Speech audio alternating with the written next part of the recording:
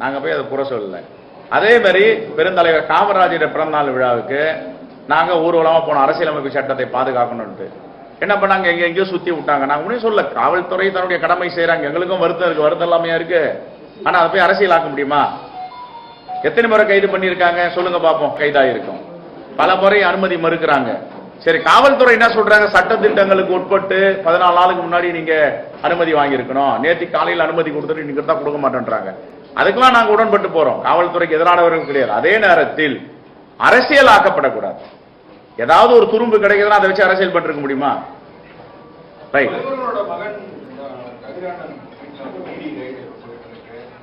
ஏற்கனவே பல ரைடுகள் போகும்போது நீங்க வந்து இது வந்து காழ்ப்புணர்ச்சியோட மத்திய அரசு, இடி, அதுக்கப்புறம் சிபிஐ, இந்த மாதிரியான மத்திய புலனாய்வு பிரிவுகள் வந்து அவங்க யூஸ் பண்றாங்க அப்படின்னு சொல்லிட்டு இன்னைக்கு இந்த சம்பவம் வந்து 2019 தேர்தலை வச்சு இவங்க போயிருக்காங்கன்றாங்க. 2019 பணம் பறிமுதல் செய்ததும் அவர்கள் சோதனையிட்டதும் இப்போ 2025 ஏறக்குறைய 5 ஆண்டுகளுக்கு பிறகு சோதனை நடத்துவதின் மர்மம் என்னன்னு அவங்களுக்கு தான் தெரியும். இதுல என்ன மர்மம் இருக்கு, இந்த மர்மத்தை 2 பேர் சொல்லணும், அவங்க சொல்லுவாங்க.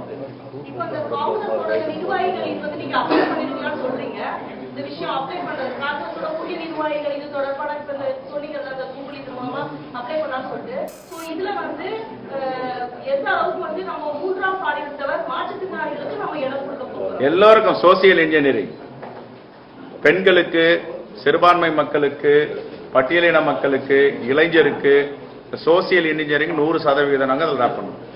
ஒரு புதுமையான கமிட்டியா தமிழ்நாடு காங்கிரஸ் கமிட்டி பெறும். எதுங்க, கண்டிப்பா புதியவர்களுக்கு வாய்ப்பு அளிக்கப்படும். கிராம ஊராட்சிகளை வந்து நகராட்சியோட இணைக்கிறது, நகராட்சியை மாநகராட்சியோட சில போது இணைக்கக்கூடிய நடவடிக்கை மாநில அரசு கொண்டிருக்கிறாங்க. கிராமங்கள் வந்து மிக முக்கியமான ஒரு முதுகெலும்பா இருக்கு. காங்கிரஸ் கூட கிராமங்களுக்கு முக்கியத்துவம் கொடுக்குறாங்க. ஆனா தமிழக அரசு இந்த நடவடிக்கை மேற்கொள்வது அந்த கிராமங்களுக்கு பாதிப்பு இருக்கும் அப்படின்னு பார்க்குறாங்க. இல்ல, சில இடங்கள் நேற்று கூட பன்ருட்டியில வந்து சாலை மறியல் போராட்டம்லாம் செஞ்சிருக்காங்க. அது எந்த அடிப்படையில் இவங்க நகராட்சி பேரூராட்சிக்குள்ள சேர்க்கிறாங்கன்றத நம்ம பார்க்கணும். இப்போ கூட என்னுடைய தொகுதியிலேயே தாம்பரம் மாநகராட்சி கூட சில கிராமங்களை வந்து இணைக்கிறதா சொல்லிட்டு இருக்காங்க. ஆனா அதுக்கு கிராம மக்கள் வாய்ப்பு இல்லை, இணைக்க முடியாது, எங்களுக்கு விருப்பம் இல்லைன்றாங்க. ஆகையால் மக்களுடைய கருத்தை கேட்டு எது மக்களுக்கு நன்மையாக இருக்குமோ, எது சரியாக இருக்குமோ அதை நடைமுறைப்படுத்தணும். ஈரோடு கிழக்கு காங்கிரஸ்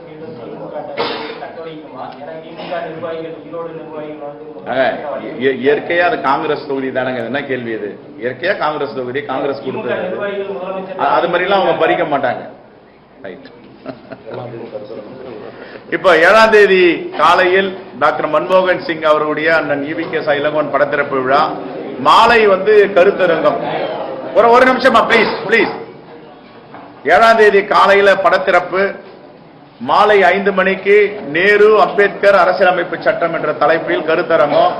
இண்டு ராம் கலந்துகிறாரு, சுபவீர பாண்டியன், திரு தொல் திருமாவளவன் இவரெல்லாம் கலந்துக்கிறாங்க. 7ஆம் தேதி மாலை 5 மணிக்கு.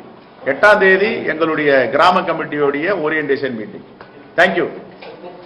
கும்பகோணத்துல வந்து திமுக காங்கிரஸ்லயே தொடர்ச்சியா வந்து பிரச்சனைகள் இருந்தா தெரியுது. சமீபத்துல கும்பகோணம் மேயருக்கும் திமுக கவுன்சிலருக்குமான பிரச்சனை வந்து என்ன நடக்குது? இப்ப எங்க மேயர் இங்க வந்திருக்காரு, எங்க நாடாளுமன்ற உறுப்பினர், மாவட்ட தலைவர் எல்லாம் வந்திருக்காங்க. இப்ப விசாரணை செய்ய பேச போறோம். அங்க என்ன நடந்ததுன்னு தெரியல. விசாரிச்ச பிறகு ஒரு முடிவுக்கு வரும். சம்பவம் வந்திருக்கு, 2 தரப்பும் 2 செய்திகளை சொல்றாங்க. இன்னைக்குதான் விசாரிக்க வர சொல்லி இருக்கு. இன்னைக்கு விசாரிச்சு முடிவு பண்ணும். வந்திருக்காரு, மேயர் வந்திருக்காரு, எங்க மாவட்ட தலைவர், எங்களுடைய நாடாளுமன்ற உறுப்பினர் எல்லாரும் வந்திருக்காங்க.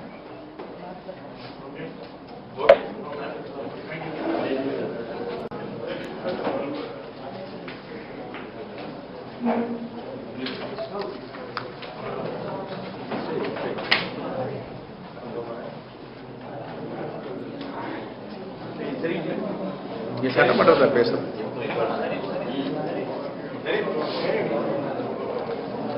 சொன்னோம்.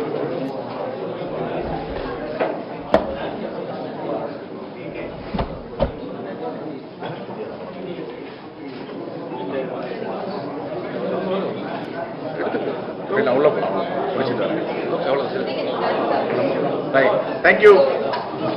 எல்லோருக்கும் ஆங்கில புத்தாண்டு வாழ்த்துக்கள். நன்றி.